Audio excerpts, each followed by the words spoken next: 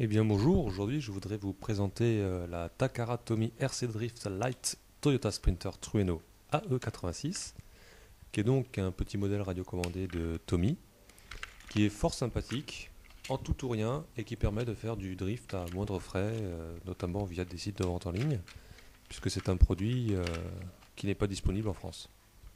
Donc on peut voir un tout petit émetteur, une toute petite voiture, au 26e, avec avancer, reculer, tourner à droite, à gauche, et puis c'est tout. A noter qu'il y a un frein sur la fonction de recul. Alors on peut voir quelque chose qui vous a peut-être choqué, c'est la roue avant. En fait, on a une marche avant en 4 roues motrices et les roues avant qui sont en roue libre. Ce qui fait que donc, quand on avance, les 4 roues sont entraînées et quand on recule, seules les roues arrière le sont. Hop, donc voilà, donc la roue arrière est stoppée par le moteur alors que la roue avant reste en roue libre. Que l'on aille vers l'avant ou l'arrière. C'est quand même fort pratique et ça stabilise la voiture extrêmement bien. C'est léger et efficace. Que demander de plus, quoi.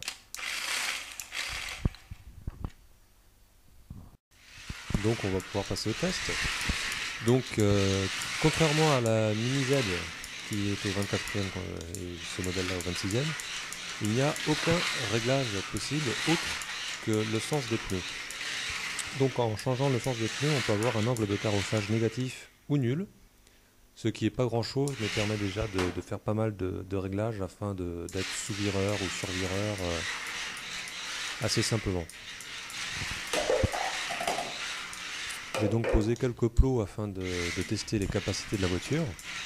Alors je dois admettre une chose, c'est que les capacités du conducteur, elles, sont assez minables. Donc il y a beaucoup de dégâts. Et encore, ce sont que des gobelets en plastique.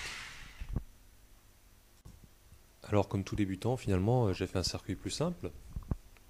Mais bon, on va voir que je suis encore assez nul. Donc la voiture par contre a un comportement assez sain. Il faut juste s'habituer à mettre plein de gaz quand on veut déraper pour faire du drift. Et ça c'est une habitude que je n'ai pas encore. Et on peut remarquer aussi qu'elle a, malgré ces pneus en plastique dur, qu'elle a des systèmes d'accroche qui sont intéressants. Car si on travaille sur du lino par exemple, on va avoir une accroche formidable. Et pour entamer un virage en drift, il faut vraiment user du frein. Et c'est vraiment amusant de voir à quel point une conception aussi simple permet d'avoir une aire de jeu aussi variée, quoi.